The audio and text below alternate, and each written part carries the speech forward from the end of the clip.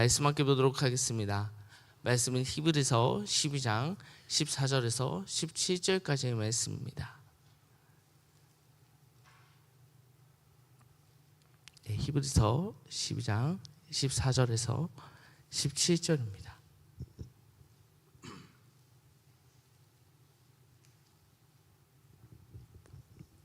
우리 이 시간 말씀을 합독하도록 하겠습니다. 14절부터 함께 봅니다. 시작. 모든 사람과 더불어 화평함과 거룩함을 따르라. 이것이 없이는 아무도 주를 보지 못하리라. 너희는 하나님의 은혜에 이르지 못하는 자가 없도록 하고 또 쓴뿌리가 나서 괴롭게 하여 많은 사람이 이로 말미암아 더럽게 되지 않게 하며 행하는 자와 혹 한 그릇 음식을 위하여 장자의 명분을 판 에서와 같이 망령된 자가 없도록 살피라. 너희가 아는 바와 같이 그가 그 후에 축복을 이어받으려고 눈물을 흘리며 구하되 버림바 되어 회개할 기회를 얻지 못하였는. 아멘. 할렐루야. 네, 오늘도 이 예배 자리에 나오신 여러분을 환영하고 축복합니다. 오늘은 거룩한 주일입니다. 주일이 아침에 이 자리에 나와 예배드리는 성도들의 삶을 주님께서 기억하여 주시고 더 큰 은혜와 사랑이 있길 간절히 축원합니다. 또한 앞서 기도드린 것처럼 담임 목사님을 비롯한 케냐 단기 선교팀과 우리는 부흥회를 놓고 끊임없이 기도의 사명을 감당해야 될 줄 믿습니다. 할렐루야. 네. 저는 지난주부터 계속해서 히브리서 말씀을 함께 보고 있습니다. 그리고 그 마지막에 제가 수요일날 설교를 했던 것 같은데 오늘 본문의 앞 상황을 우리가 보면서 여호와의 징계에 대한 말씀을 나눴습니다. 그리고 이 여호와께서 내리시는 징계는 형벌이 아니라 제자들에게 또는 자녀들에게 내리시는 훈계라고 말씀드렸습니다. 그리고 이어지는 본문이 오늘 말씀이며 오늘 본문의 시작은 14절로 다음과 같습니다. 모든 사람과 더불어 화평함과 거룩함을 따르라. 이것이 없이는 아무도 주를 보지 못하리라. 아멘. 여러분, 이 말씀에 어떠한 의미가 담겨져 있다고 생각하십니까? 저는 처음에 이 말씀을 볼 때에 그렇지, 화평함과 거룩함으로 하나님 앞에 나아가야지 라고 묵상했습니다. 그래서 이 화평함과 거룩함에 집중하여서 이 의미, 진짜 이 의미가 무엇일까 말씀 속에서 찾고자 했고, 이는 골로새서 1장 20절에서 22절 말씀을 통해 이 화평함과 거룩함은 예수 그리스도의 피로 인하여 우리가 흠이 없고 책망이 없는 자가 되는 것이 화평하고 거룩한 삶을 깨닫게 되었습니다. 다시 말해 하나님의 자녀인 우리에게 그의 아들이신 예수 그리스도의 피를 믿고 주님을 의지하고 바라보아야만 우리가 화평함과 거룩함을 이룰 수 있다는 것입니다.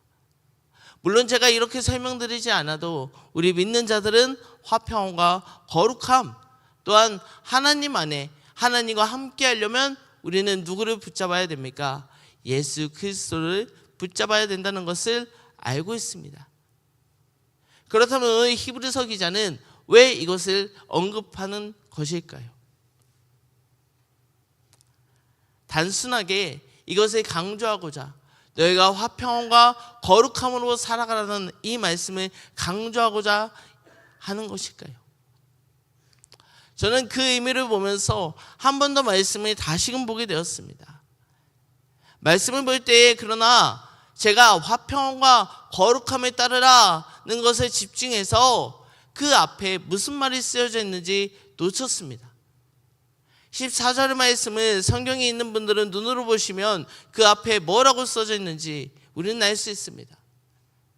모든 사람과 더불어 라고 이야기하고 있습니다. 왜 여기에 모든 사람과 더불어라는 말이 붙었을까?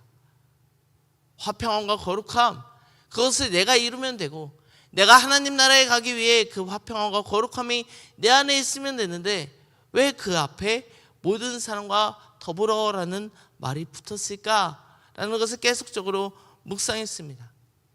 그리고 원어 성경을 보니까 오늘 성경에서 히브리서 기자가 강조하고 싶은 것은 화평과 거룩함에 따르라는 것이 아니라 오늘 이 말씀의 목적어는 더불어, 모든 사람과 더불어라고 표현하는 이 더불어라는 단어의 목적성을 가지고 이 글을 썼다는 것을 깨닫게 되었습니다. 그러고 나서 다시 생각해 보니까 우리 안에 화평과 거룩함은 어떻게 나타날 수 있는가?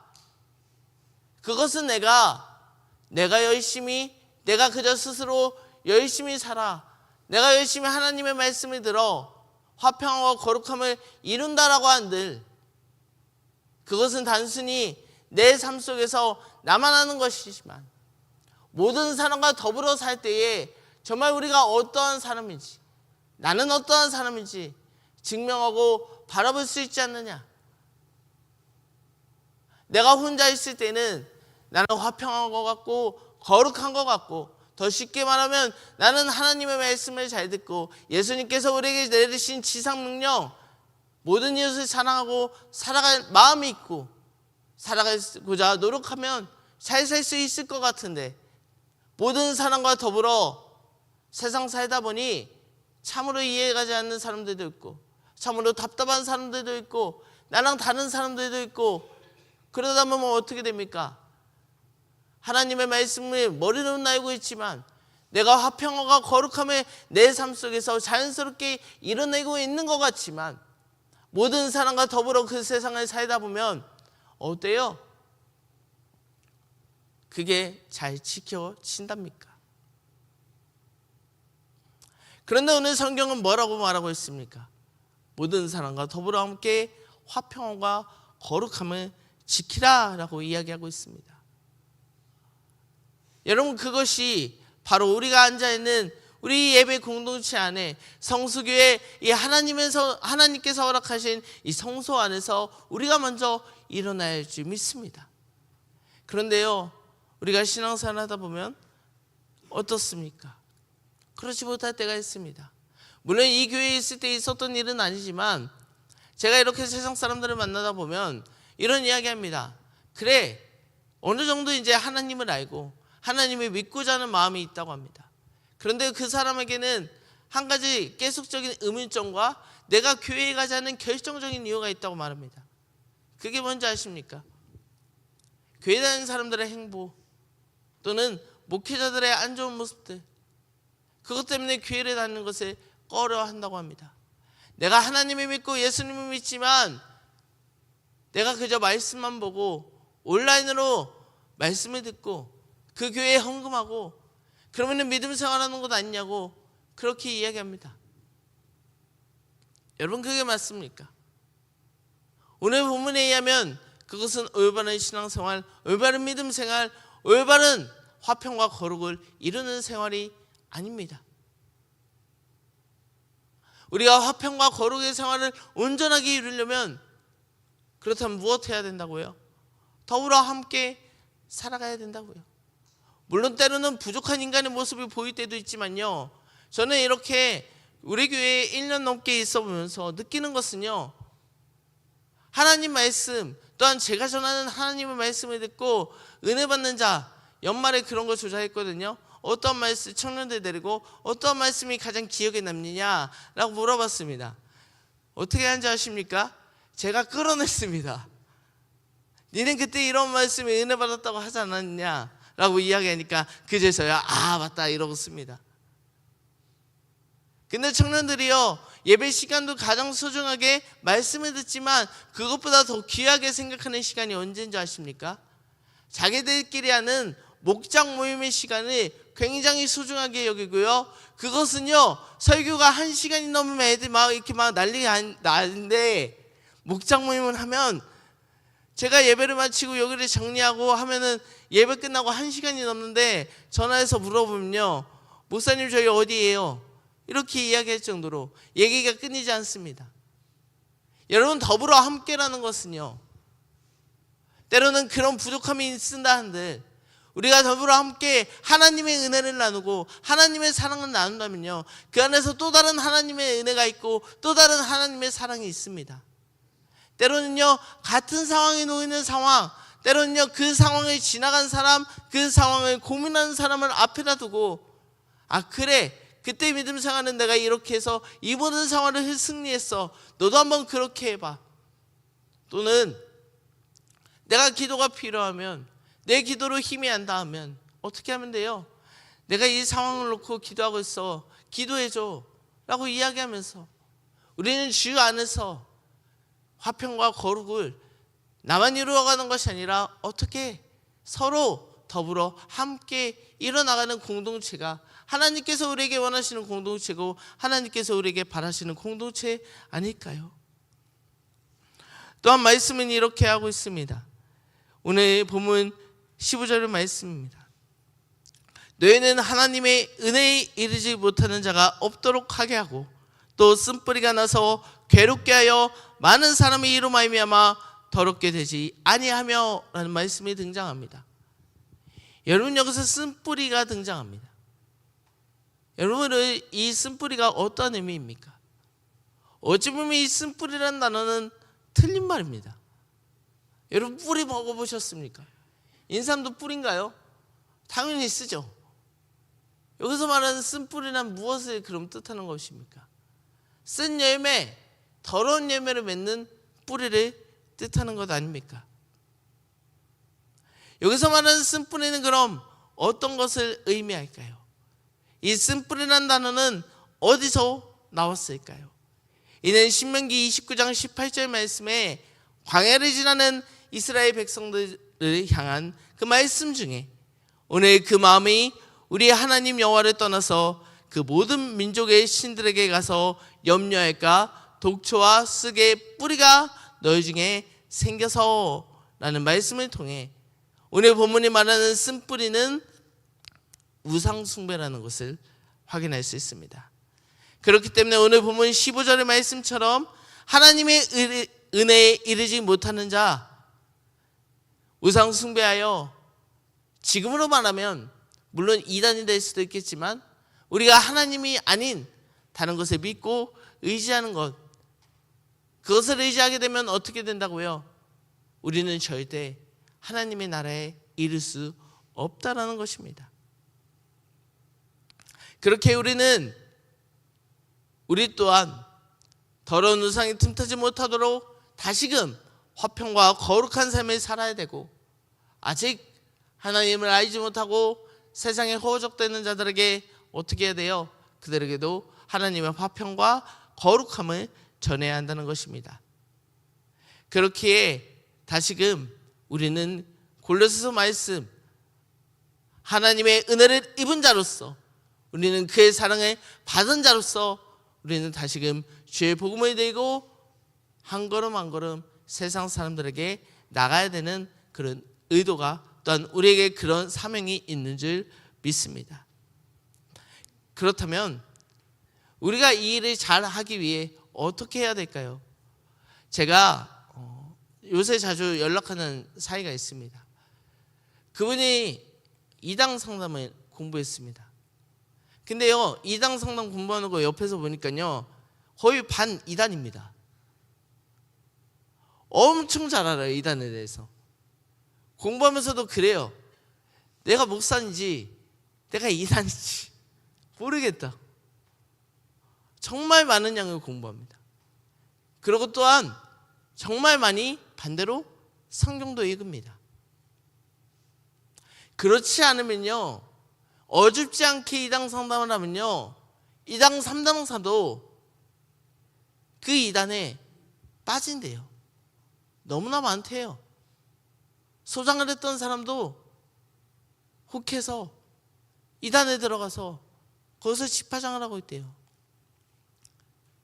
여러분, 우리가 어줍지 않은 신앙으로 주의 복음을 전하다 보면 그렇게 된다는 것입니다. 그렇게 우리는 어떻게 해야 돼요? 오늘 보면 16절의 말씀, 음행하는 자와 곧 한 그릇 음식을 위하여 장자의 명분을 판 에서와 같이 망령된 자가 없도록 살펴야 한다는 것입니다.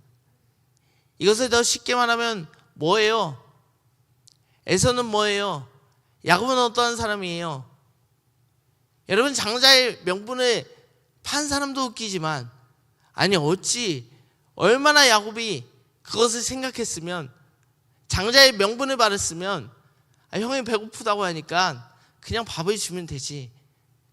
어떻게 그걸 가지고 세상적인 말로 딜을 하고 있습니까? 얼마나 장자의 명분에 대한 안타까움.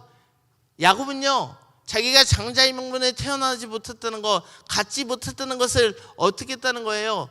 이날 딱 내가 장자의 명분을 사야겠다라고 생각했을까요? 그렇지 않았어요. 야곱은 태어나서부터 지금까지 내가 장자가 아닌 것에 한이 맺혀가지고 어떻게 하면 저 장자의 명분을 뺏을 수 있을까? 라고 살았다고요. 에서는 반대로 어떻게 했을까요? 그것보다 뭐가 중요했어요?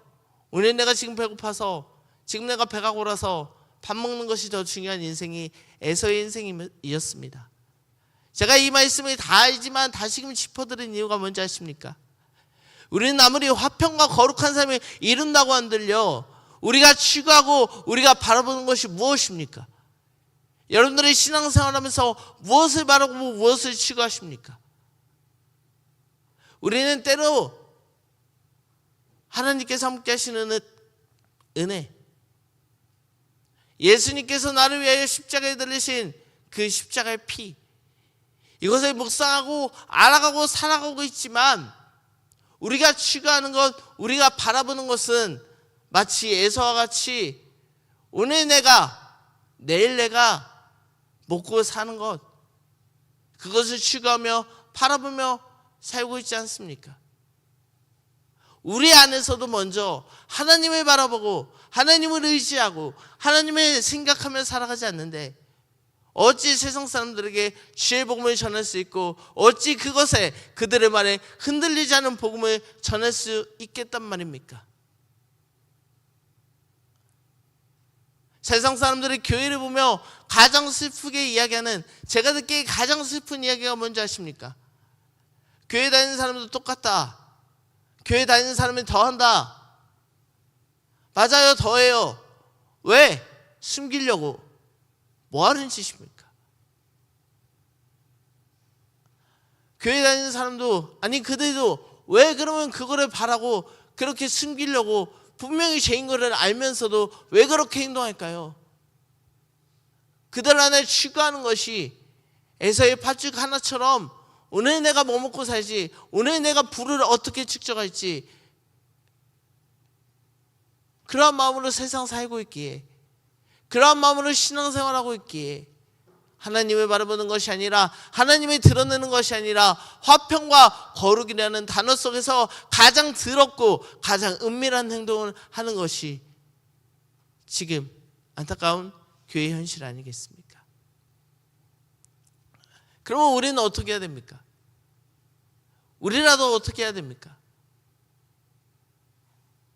야곱이 장자의 축복권을 계속적으로 바라고 정말 그것을 얻기 위해 끊임없이 노력하고 그의 마음속에 장자의 축복권, 하나님의 은혜를 생각하면서 살았던 것처럼 우리가 추구하고 생각하는 방향이 내 삶에 하나님께서 임하시길, 하나님의 은혜와 축복이 함께 하시길, 또한 그로 말미암아 내가 화평과 거룩의 삶을 이룰 수 있기를, 그것을 바라기 위해, 그것을 행하기 위해, 그것을 내가 경험하기 위해 제가 이번 주에 계속 강조했던 것, 내가 무엇 하길 원할까?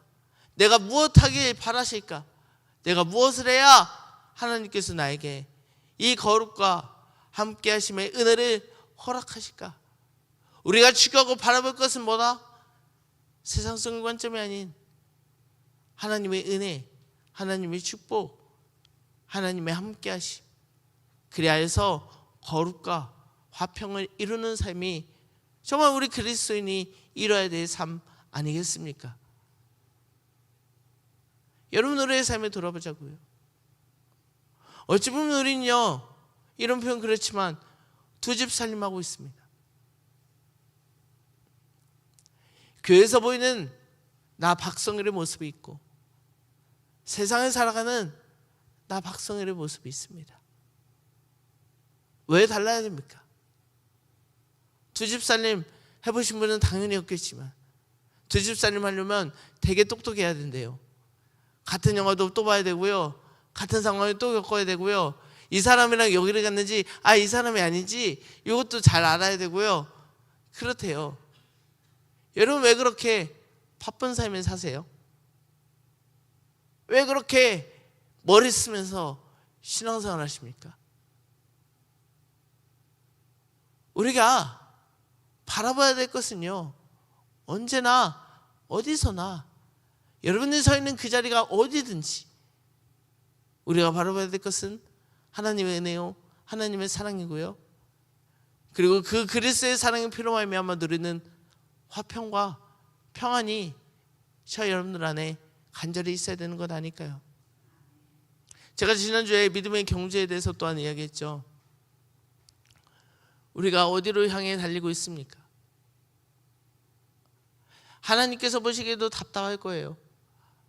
아니 나한테 오지도 않고 저 세상에서 나의 이름을 부르면 거기 내가 있겠냐? 여러분 오늘 이 말씀을 정말 우리가 마음에 새기고 정말 우리가 무엇을 바라보고 또한 무엇을 추구하고 내가 믿음의 사람인데 나는 세상 사람들과 어떠한 다른 신앙인의 모습으로 하루하루 살아가고 있는지 여러분 스스로 한번 점검하시고, 그렇다면 내가 하루의 삶 속에서 어떤 모습을 보여야 하나님께서 나에게 함께 하시고 하나님께서 나에게 은혜 허락하여 주시는 삶을 살 수 있을까? 여러분 스스로 한번 질문하시고 돌이켜보는 귀한 시간 되시길 주님의 이름으로 축원합니다. 이 시간 기도하도록 하겠습니다. 사랑의 하나님, 오늘도 우리에게 하나님의 자녀라 말씀하여 주시니 참으로 감사드립니다. 그러나 주님, 우리가 얼마나 이에 합한 삶을 살고 있었습니까?